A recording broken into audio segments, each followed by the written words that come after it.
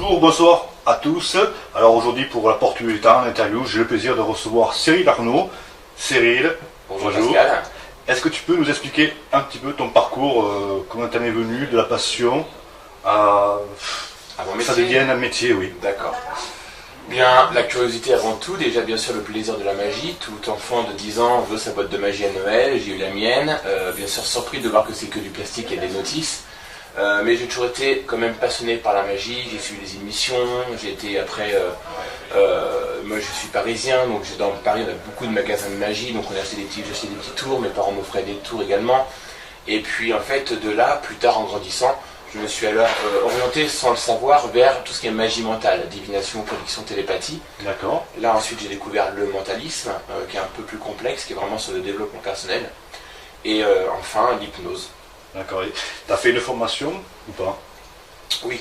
Alors, j'ai d'abord voulu me documenter par moi-même, apprendre vraiment le lexique, quelles hypnoses différentes il pouvait y avoir, de manière à ce que lorsque j'allais assister à ma première formation, de pouvoir au moins de savoir de quoi ça parlait et de mieux assimiler ce que l'on allait m'apprendre. J'ai fait quelques tests avec des soirées entre amis, voilà, qui à ma grande surprise, ça marchait, je ne sais pas pourquoi ça marchait, mais ça fonctionnait par rapport à tout ce que j'avais lu. En fait, c'est comme si mon inconscient, à force de lire, de se documenter, m'avait mis une notice. Et après, bien sûr, j'ai fait une formation, et où j'ai appris un peu comment fonctionne le conscient, l'inconscient, et comment on peut arriver en fait à faire prendre le pas l'un sur l'autre. C'est le but de l'hypnose, de l'état modifié de conscience. D'accord. Bon, tu connais bien sûr la série Le Mentaliste, obligé? Oui, tout à fait. Voilà. Alors, une question par rapport à ça, est-ce que cette série, des gens comme toi, donc, qui sont professionnels là-dedans, est-ce que tu penses que ça vous a aidé, que ça a avancé les choses? Bien sûr, ça a aidé, ça a accentué l'effet de mode, on peut dire ça, parce que forcément, quand on voit quelque chose à la télé et qu'on voit qu'en fait, il y a des spectacles qui existent là-dessus basés sur cet effet-là, c'est intéressant. Donc bien sûr, moi je me suis mis un petit peu professionnellement dans cette voie-là, 6-8 mois avant que la série arrive en France. Je la connaissais déjà avant. Dans la série de mentalisme, c'est vraiment du mentalisme pur qu'il emploie, c'est pas de la magie mentale. Magie mentale, on fait un spectacle, on a des numéros, des jeux de cartes, on a des livres, on a des accessoires, des ustensiles. Grâce à ça, on arrive à proposer les mêmes effets. Le mentaliste, lui, comme dans la série télé, utilise uniquement la psychologie, la suggestion, l'hypnose, la PNL et encore d'autres techniques pour arriver à optimiser le comportement, la communication, bien sûr faire des suggestions, induire, persuader, etc. Et si on t'appelait pour une enquête judiciaire, ça te ferait plaisir de participer? Pourquoi pas? C'est pas encore proposé. De toute façon, aujourd'hui, j'ai surtout mon activité qui est liée surtout à l'hypnose de spectacle. D'accord. Mais effectivement, pourquoi pas? Comme dans la série télé, peut-être qu'un jour, les services juridiques et d'enquête utiliseront peut-être des dons de communication pour arriver à savoir qui dit le vrai, qui dit le faux, et comment arriver à voir que tel indice ou que peut-être que telle preuve est à prendre en considération sur une autre voie, on va dire. D'accord. Alors justement, une question qui me revient. On parle d'hypnose, d'accord, de spectacle. Et est-ce que tu peux expliquer aux gens qui vont nous écouter la différence entre l'hypnose de spectacle et l'hypnose thérapeutique? Très bien. En hypnose de spectacle, faut savoir que ce sont des effets, on va dire, plutôt immédiats. Et visuel, il faut que le public qui soit dans la salle ou de l'autre côté de l'écran puisse comprendre, voir ce qui est en train de se passer. Donc on a très peu de temps pour agir sur nos sujets et il faut qu'il se passe des choses que l'on dise waouh, il se passe quelque chose. Donc ce ne sont pas les mêmes effets qu'en thérapie. En thérapie, sachant que l'hypnose est arrivée depuis déjà très longtemps, depuis l'ancienne Égypte, c'est d'abord un but médical. Ils ont très vite compris, au niveau des Égyptiens, que c'est le cerveau qui contrôle tout. Les douleurs, les sensations, les émotions. Et donc par des gestes, par les regards, des expressions, ils arrivaient à induire une personne pour qu'elle oublie sa douleur, ou son mal-être, ou son malaise. D'accord. Alors en thérapie, on va prendre le temps d'écouter le sujet, de savoir quel est son problème, son mal. On va prendre également le temps de l'analyser afin de savoir vers quel chemin on va pouvoir passer pour que son inconscient prenne le pas sur le conscient et ainsi arriver vers, je ne veux pas dire la guérison parce que ce n'est pas des maladies, mais arriver vers son bien-être tout simplement. D'accord. Alors ensuite, on m'avait posé aussi une question. Existe-t-il des écoles des écoles de formation pour devenir mentaliste? Alors, il y a des écoles, il y a des instituts, il y a plusieurs, bien sûr, il y a plusieurs groupes. Alors, pour devenir mentaliste, c'est un travail qui est assez long sur le temps. J'en connais un, personnellement j'en connais un qui lui a démarré de peut-être avoir 9-10 ans. D'accord. Il a toujours été dedans, à développer son système sensoriel, extrasensoriel, celui des autres, à l'observer, à être très observateur, arriver à trouver le langage, à s'adapter. C'est surtout de la psychologie, de la communication, de la suggestion, de la PNL, comme je l'ai dit tout à l'heure. Maintenant, il y en a d'autres bien sûr en France. Maintenant, en magie mentale, ce sont des numéros de magie qui vont donner l'impression de prédiction, divination, télépathie. D'accord. En hypnose, il y a également bien sûr des instituts de formation. Alors, hypnose de spectacle, en général, on apprend bien sûr tout d'abord l'hypnose classique. Alors avec des balances, on fait balancer le sujet en arrière ou en avant ou sur le côté, puis on arrive à lui faire des catalepsies de bras ou du corps en entier, puis il y a encore d'autres effets qui arrivent, on apprend comment mettre en place, il y a un ordre à respecter. Il y a un ordre à respecter, pourquoi? Pour que l'inconscient soit d'accord, et surtout ne pas sauter un palier, puisque c'est comme un rêve, on a un certain palier, d'accord? En hypnose thérapeutique, là on va prendre plutôt les différents outils et les différentes manières d'hypnotiser pour que le sujet qui soit venu puisse se relaxer, être en confiance, comme en spectacle d'ailleurs, mais surtout qu'on puisse aller au plus profond des choses. En spectacle, l'effet est quasi immédiat, et il va avoir une durée assez rapide dans le temps. C'est-à-dire qu'au bout de 10-15 minutes, si on n'a rien fait, le sujet va plus ou moins, on va devoir lui changer d'effet ou autre, sinon ça va se réveiller, il va sortir de son état modifié. Et les effets auront un très court effet sur eux. En thérapie, on va plutôt aller dans la profondeur. La personne va la plonger vraiment longtemps en hypnose, on va aller vraiment plus profond des choses. Et là, ce qu'on va lui induire pour qu'il aille bien, pour qu'il aille mieux, sera quasi permanent. Comme pour devenir non-fumeur, pour réduire l'estomac, pour avoir une confiance en soi pour un examen, plein d'autres choses comme ça. Et là, ce sera permanent. Et tu as déjà fait du coaching justement à ce niveau-là ou pas? Le coaching, c'est intéressant comme mot parce qu'aujourd'hui on est très vite coach. En fait, c'est du conseil, on appelle ça du conseil. Alors, ça m'est arrivé bien sûr, quelques fois pour des proches, pour des personnes qu'on m'a présentées, de le faire. Voilà, j'ai fait des inductions pour faire de la mise en confiance en soi, pour un examen, pour un permis de conduire, pour prendre la parole en public. J'en ai fait également pour quelques fois pour faire devenir non-fumeur, mais j'ai pas pris assez le temps de mettre ça en pratique sur du long terme parce que j'ai mes spectacles et j'ai mon activité qui me prend quand même beaucoup de temps. Bien sûr. Mais oui, ça m'arrive de temps en temps de faire un petit peu de conseils et de faire de l'hypnose à but vraiment, on va dire, au développement personnel. En tout cas, je sais pas si tu m'as hypnotisé tout à l'heure, mais là ça fait un petit moment que je fume pas déjà. Là, ça commence bien. Parce que le conscient est occupé, donc voilà. Il ne pense plus à fumer.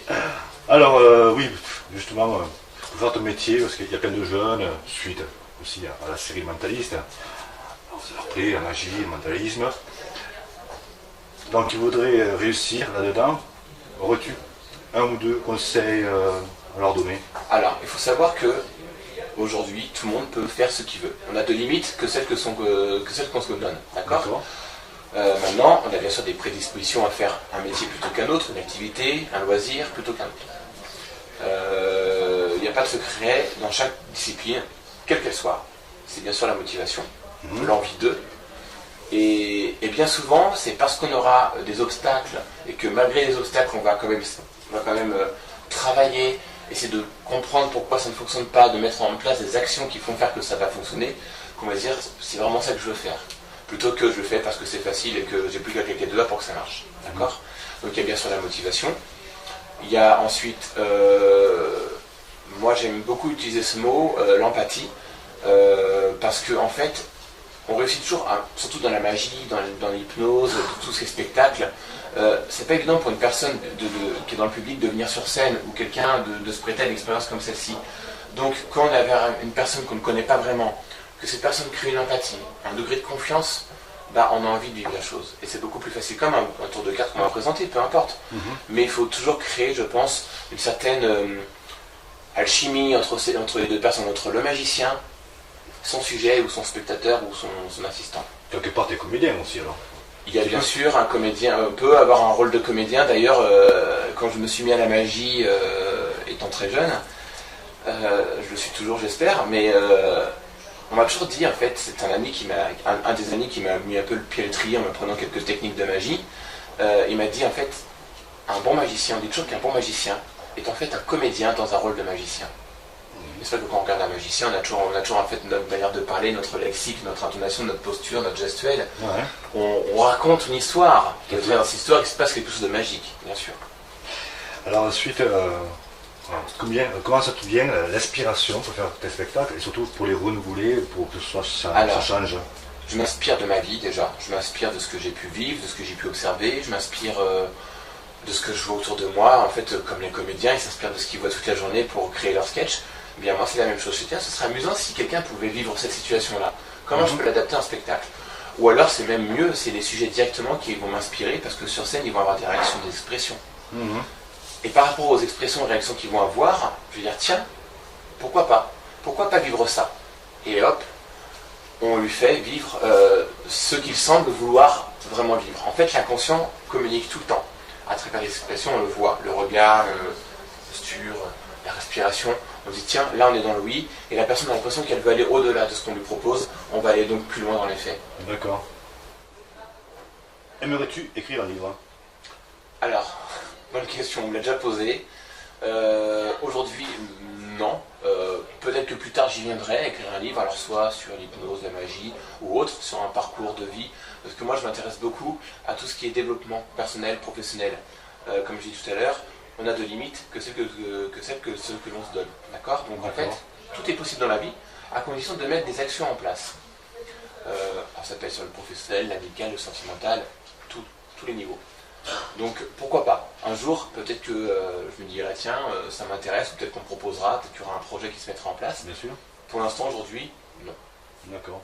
Et juste pour te connaître un petit peu plus et pour que le public te connaisse encore mieux, as-tu un film préféré? Un film fétiche? Alors, un film préféré, j'en ai pas un, j'en ai toute une étagère. Si tu devais en donner un. C'est une très bonne question. J'ai la chance, peut-être, je sais pas, d'être en génération 80, donc forcément le film qui m'a le marqué le plus c'était en enfant, c'était E.T. Alors déjà, un autre monde, vivre deux personnes qui sont d'un monde totalement différent, arrivent à se comprendre, à créer vraiment des choses. Elliot ressent ce que E.T. est en train de vivre. Il y a des choses vraiment très intéressantes. Il y a des émotions, l'amitié qui est très importante pour moi. J'aime tout ce qui est film aussi en rapport avec le voyage dans le temps. Alors que ce soit des films sérieux ou un peu tirés en comédie. Retour vers le futur, la trilogie bien sûr.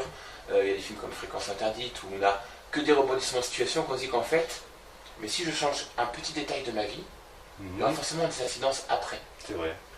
Et ça, on n'y pense pas assez. L'effet papillon. C'est un effet papillon également, qui est également un autre film avec Ashton Kutcher. Tout à fait. Qui est vraiment un très bon film. En fait, et en fait, on se dit, mince, dans ma journée, je fais tout ce que j'ai à faire, à dire, bon, moi, je ne regretterai pas, parce qu'on ne peut pas revenir en arrière, bien sûr. On n'a pas de machine à voyager dans le temps encore aujourd'hui. Donc, autant faire ce qu'on a à faire et à dire lorsqu'on a envie, et au moins, on n'a pas de regrets, et au moins, c'est nous on va dire, qui construisons notre futur par rapport à notre présent. D'accord. Est-ce que tu penses qu'un jour, tu pourrais arriver à changer de cap et passer de l'hypnose au spectacle, d'accord, et le mentalisme, et passer à l'hypnose thérapeutique? Pourquoi pas? Je sais que moi, si on m'avait dit déjà il y a 10 ans, on m'aurait dit Cyril, dans 10 ans t'es hypnotiseur, j'aurais rigolé. Ouais. Donc pourquoi pas? Mais bon, pour l'instant, je sais que le spectacle m'a toujours intéressé depuis que je suis tout petit. Que ce soit sur scène, ou que ce soit la préparation, ou l'organisation, ça m'a toujours vraiment porté à cœur. Donc, je pense que je suis quand même parti sur le spectacle, en tout cas dans ce domaine-là, sur encore, j'espère pour moi, encore quelques années. Après, on verra pourquoi pas l'un ou l'autre, ou pourquoi pas les deux. À titre de curiosité, bon, imaginons que tu ferais de l'hypnose thérapeutique, bon, tu t'y connais quand même, c'est ton métier, à part que c'est du spectacle, mais penses-tu qu'on peut essayer de déprogrammer, programmer quelqu'un qui serait psychotique? J'ai pas étudié ces cas-là. Alors, en cas de psychotique, on ne peut pas dire programmer, déprogrammer, parce qu'en fait, une personne qui va être psychotique, c'est comme si elle avait déjà un programme en elle. C'est-à-dire qu'en fait, cette personne-là, elle a certainement un vécu ou une histoire à elle qui fait que elle est devenue comme ça. Donc, elle s'est auto-programmée. Donc, en fait, on va plutôt dire que je pense qu'il faudrait arriver à déprogrammer ce programme, on va dire, malfaisant pour elle. Et souvent, les personnes ne se rendent pas compte qu'elles sont dans cet état-là, pour arriver à lui mettre un programme bienveillant, mais qu'il soit toujours en accord avec son inconscient. Parce qu'on a tous nos valeurs, nos croyances, qu'elles soient limitantes ou pas. Et c'est toujours important d'en tenir compte pour avancer et pour que la personne puisse l'accepter. L'inconscient accepte ce qu'il veut accepter. Alors ensuite, une autre question qu'on m'a demandé de te poser. J'ai pu remarquer, c'est par rapport à Internet, quand on fait une recherche sur Internet, sur le mot hypnose, on tombe sur des sites, mais hypnose et le mentalisme, c'est relié. Tout à fait. Alors, ça c'est... On peut faire de l'hypnose sans faire de mentalisme. D'accord. On ne peut pas faire de mentalisme sans faire de l'hypnose. D'accord. C'est-à-dire que dans le mentalisme, c'est avant tout le développement personnel, le développement du système sensoriel, extrasensoriel. On va s'intéresser surtout à faire avancer la personne. On va arriver à lui créer des connexions, on va lui faire prendre en compte que ce qui se passe autour de soi est important pour notre corps, pour notre cerveau, et en fait par rapport au comportement qu'on va avoir, on va également nous agir sur le comportement de l'environnement extérieur, les personnes, comme aussi ce qu'on peut ressentir. D'accord. Donc dans le mentalisme, il y a forcément la PNL, donc programmation neurolinguistique, la suggestion, la psychologie cognitive, la communication, l'hypnose, bien sûr. La lecture à chaud, sinon, un petit peu. Tout à fait, alors on peut dire du cold reading, lecture à froid, cold reading, bien sûr. Reading, mais il y a tout ça, il y a tout un ensemble, c'est vraiment beaucoup de techniques pour pouvoir se prétendre mentaliste. Voilà. D'accord. Je parle bien sûr du mentalisme, je ne parle pas des magiciens mentaux qui eux font des spectacles qui présentent des effets comme s'ils étaient mentalistes. Non, nous, les magiciens mentaux, parce que je fais également de la magie mentale, on utilise des accessoires, des techniques de présentation ou autres, et on produit l'effet de divination, prédiction télépathique. Les mentalistes, eux, comme ils sont très ouverts sur tout ce qui est communication, psychologie, PNL, etc., on peut arriver on se synchronise sur la personne, sur le sujet, et comme on s'est synchronisé, on s'est calibré un peu, on peut arriver à l'induire, à lui suggérer des choses. D'accord. Et on va avoir les mêmes pensées, donc c'est très facile de dire, ben voilà, vous avez choisi plutôt cet objet plutôt que là, parce que. Voilà. C'est deux techniques totalement différentes. Voilà. Et tes capacités, est-ce que dans la vie de tous les jours, ça te sert? Alors, ça peut servir dans la vie de tous les jours. Je ne sais pas si moi je m'en sers par réflexe ou comme cela, mais oui, bien sûr, on peut très bien, quand on achète un produit, on peut toujours dire, négocier quand on achète une voiture par exemple. On peut toujours utiliser ça pour faire une remise commerciale par rapport aux commerçants qui nous vendent le produit. On peut très bien aussi utiliser autour d'une discussion entre amis. Moi je m'amuse de temps en temps avec des petits jeux comme cela, à essayer de faire dire un mot, de faire créer un geste. Voilà, on peut dans la vie de tous les jours, bien sûr, orienter la pensée, la gestuelle d'une personne. Je suppose que ça t'amuse. Oui, après il faut toujours le faire bien sûr dans un rôle bienveillant pour la personne. Bien sûr. Surtout si c'est un ami, si les amis sont très rares, ce sera dommage de perdre. Oui, c'est clair. Mais même en spectacle, c'est toujours important. Bien sûr, les sujets vivent des choses, on va dire, amusantes pour le public, parce que oui, la personne est sur chaise, elle vit quelque chose alors qu'elle se croit ailleurs. Mais en attendant, il faut que la personne vive quelque chose de bienveillant pour elle. Je pense que c'est important. C'est comme ça que le public dise, ah mon mince, j'aurais bien voulu monter à sa place finalement. Mais voilà, mais au moins t'apportes du bonheur. Aussi, bien sûr. C'est ça qui est important. Alors ensuite, as-tu des anecdotes au niveau de tes spectacles? Alors des anecdotes amusantes ou moins amusantes? Oui, j'en ai plein. J'en ai une qui me vient comme ça. C'était mon premier spectacle d'hypnose. Donc c'était encore l'hypnose classique à l'époque, donc je mettais un petit peu de temps à programmer vraiment les personnes. Donc je préférais prendre plus de temps et assurer le show plutôt que d'y aller trop vite. Donc j'y allais vraiment avec le protocole classique. Et j'ai un sujet, d'ailleurs j'ai gardé contact parce que c'est un sujet qui habite dans la région dans laquelle je vis et qui est très sympathique. Et puis c'est toujours bon d'avoir des bons sujets avec nous. Et en fait, il avait vraiment le comportement... Il vivait ce qu'on lui donnait.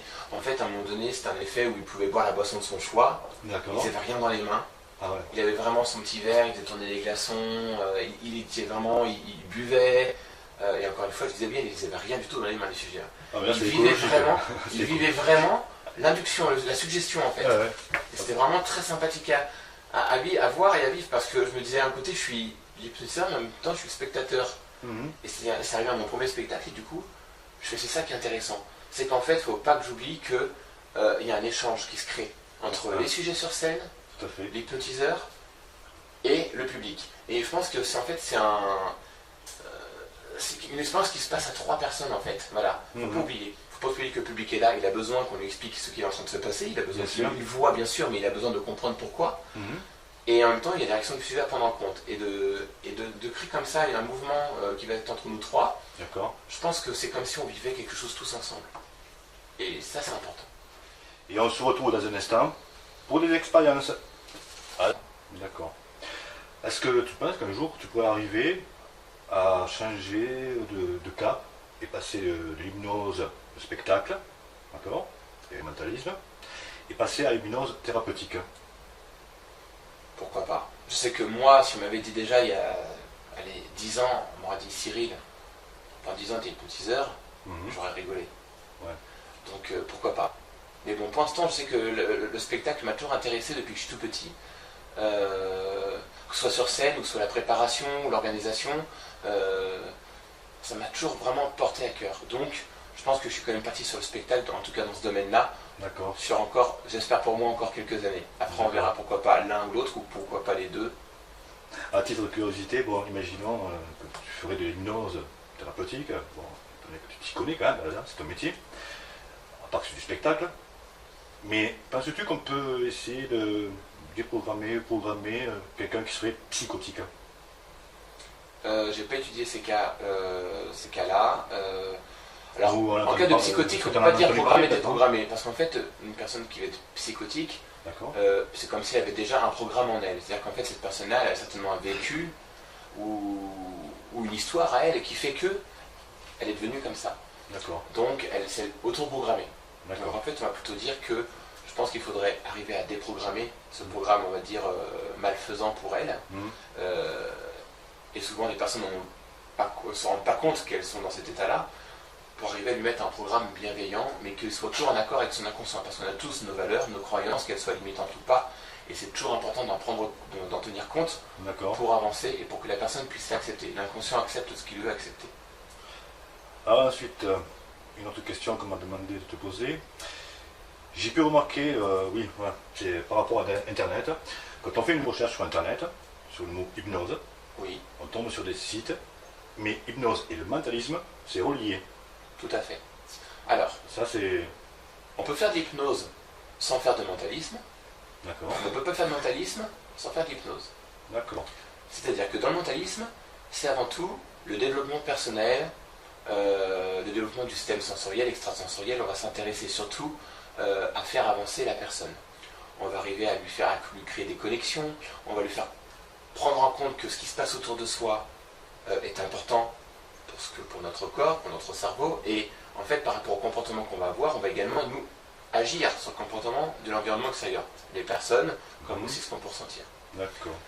Donc dans le mentalisme, il y a forcément la PNL, donc programmation neurolinguistique, la suggestion, la psychologie cognitive, la communication, l'hypnose, bien sûr. La lecture à chaud, sinon, un petit peu. Tout à fait, alors on peut dire du code reading, lecture à froid, votre inconscient.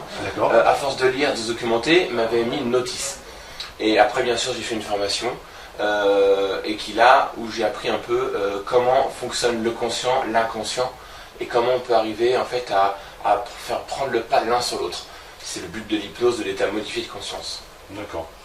Bon, tu connais bien sûr la série Le Mentaliste, obligé? Oui, tout à fait. Voilà.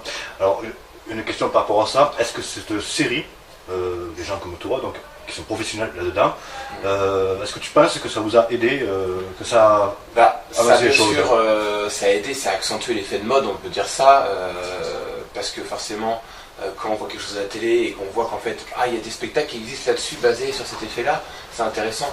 Donc bien sûr, moi je me suis mis un petit peu professionnellement dans cette voie-là, 6-8 mois avant que la série arrive en France. Je la connaissais déjà avant. Dans la série de mentalisme, c'est vraiment du mentalisme pur qu'il emploie, c'est pas de la magie mentale. Magie mentale, on fait un spectacle, on a des numéros, des jeux de cartes, on a des livres, on a des accessoires, des ustensiles. Grâce à ça, on arrive à proposer les mêmes effets. Le mentaliste, lui, comme dans la série télé, utilise uniquement la psychologie, la suggestion, l'hypnose, la PNL et encore d'autres techniques pour arriver à optimiser le comportement, la communication, bien sûr faire des suggestions, induire, persuader, etc. Et si on t'appelait pour une enquête judiciaire, ça te ferait plaisir de participer? Pourquoi pas? C'est pas encore proposé. De toute façon, aujourd'hui, j'ai surtout mon activité qui est liée surtout à l'hypnose de spectacle. D'accord. Mais effectivement, pourquoi pas? Comme dans la série télé, peut-être qu'un jour, les services juridiques et d'enquête utiliseront peut-être des dons de communication pour arriver à savoir qui dit le vrai, qui dit le faux, et comment arriver à voir que tel indice ou que peut-être que telle preuve est à prendre en considération sur une autre voie, on va dire. D'accord. Alors justement, une question qui me revient. On parle d'hypnose, d'accord, de spectacle. Et est-ce que tu peux expliquer aux gens qui vont nous écouter la différence entre l'hypnose de spectacle et l'hypnose thérapeutique? Très bien. En hypnose de spectacle, faut savoir que ce sont des effets, on va dire, plutôt immédiats. Et visuels. Il faut que le public qui soit dans la salle ou de l'autre côté de l'écran puisse comprendre, voir ce qui est en train de se passer. Donc on a très peu de temps pour agir sur nos sujets. Et il faut qu'il se passe des choses que l'on dise waouh, il se passe quelque chose. Donc ce ne sont pas les mêmes effets qu'en thérapie.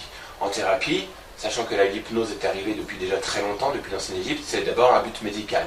Ils ont très vite compris, au niveau des Égyptiens, que c'est le cerveau qui contrôle tout. Les douleurs, les sensations, les émotions. Et donc par des gestes, par des regards, des expressions, ils arrivaient à induire une personne pour qu'elle oublie sa douleur, ou son mal-être, ou son malaise. D'accord. Alors en thérapie, on va prendre le temps d'écouter le sujet, de savoir quel est son problème, son mal. Tu penses qu'un jour tu pourrais arriver à changer de cas et passer de l'hypnose de spectacle, d'accord, et le mentalisme, et passer à l'hypnose thérapeutique? Pourquoi pas? Je sais que moi, si on m'avait dit déjà il y a 10 ans, on m'aurait dit Cyril, dans 10 ans t'es hypnotiseur, j'aurais rigolé. Ouais. Donc pourquoi pas? Mais bon, pour l'instant, je sais que le spectacle m'a toujours intéressé depuis que je suis tout petit. Que ce soit sur scène, ou soit la préparation, ou l'organisation, ça m'a toujours vraiment porté à cœur. Donc, je pense que je suis quand même parti sur le spectacle, en tout cas dans ce domaine-là, sur encore, j'espère pour moi, encore quelques années. Après, on verra pourquoi pas l'un ou l'autre, ou pourquoi pas les deux. À titre de curiosité, bon, imaginons que tu ferais de l'hypnose thérapeutique, bon, tu t'y connais quand même, là, c'est ton métier, à part que c'est du spectacle, mais penses-tu qu'on peut essayer de déprogrammer, programmer quelqu'un qui serait psychotique? J'ai pas étudié ces cas-là. Alors, en cas de psychotique, on ne peut pas dire programmer, déprogrammer, parce qu'en fait, une personne qui va être psychotique, c'est comme si elle avait déjà un programme en elle. C'est-à-dire qu'en fait, cette personne-là, elle a certainement un vécu ou une histoire à elle qui fait que elle est devenue comme ça. Donc, elle s'est auto-programmée. Donc, en fait, on va plutôt dire que je pense qu'il faudrait arriver à déprogrammer ce programme, on va dire, malfaisant pour elle.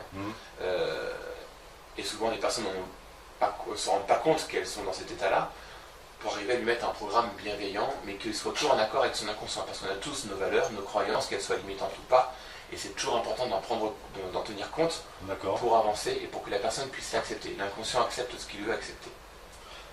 Alors ensuite, une autre question qu'on m'a demandé de te poser.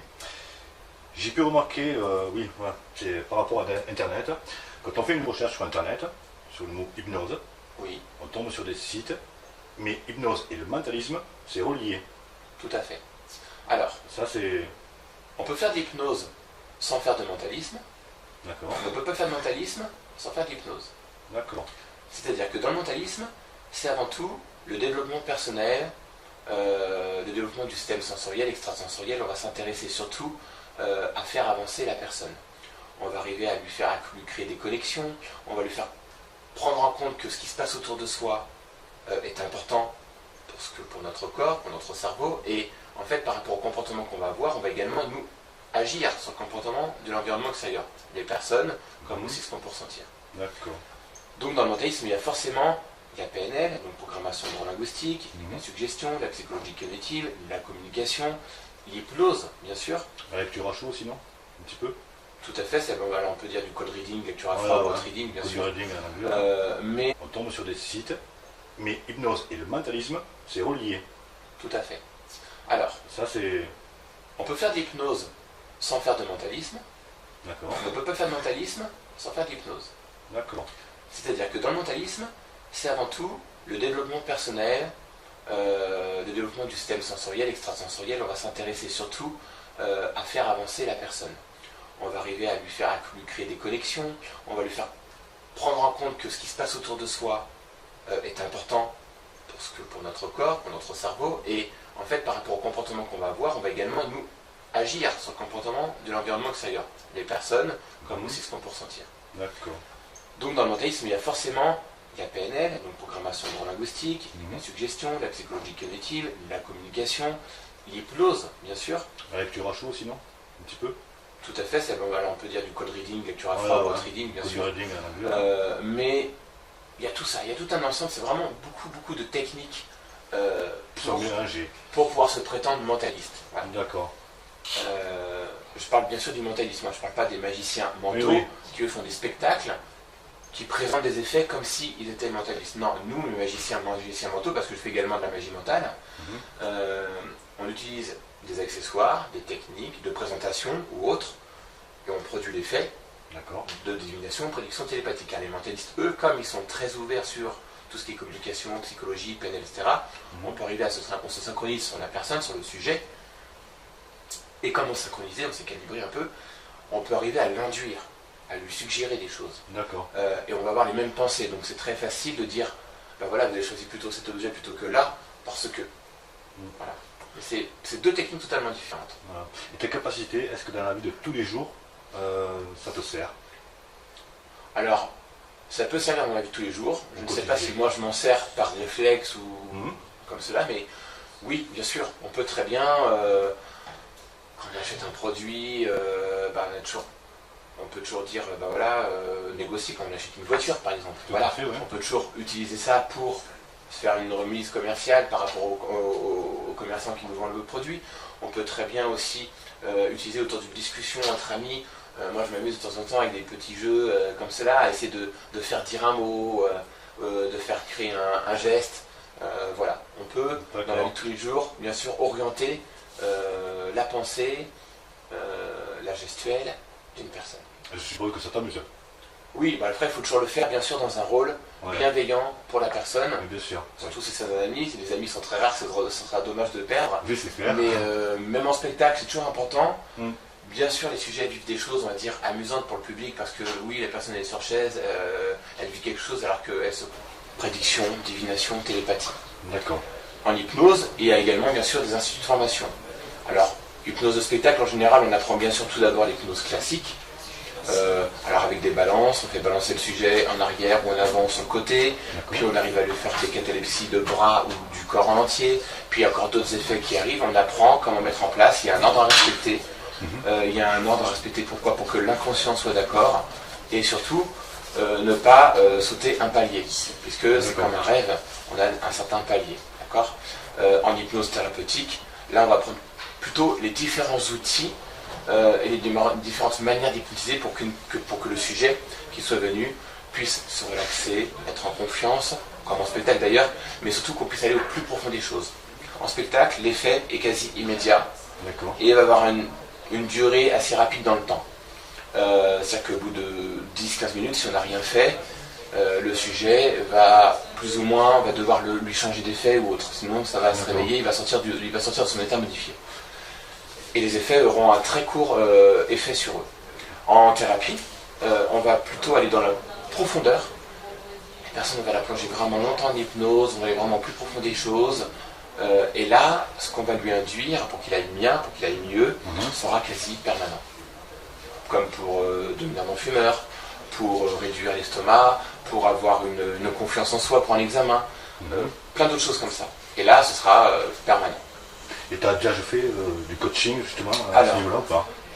Le coaching, c'est intéressant comme mot parce qu'aujourd'hui on est très vite coach. En fait, c'est du conseil, on appelle ça du conseil. Alors, ça m'est arrivé bien sûr, quelques fois pour des proches, pour des personnes qu'on m'a présentées, de le faire. Voilà, j'ai fait des inductions pour faire de la mise en confiance en soi, pour un examen, pour un permis de conduire, pour prendre la parole en public.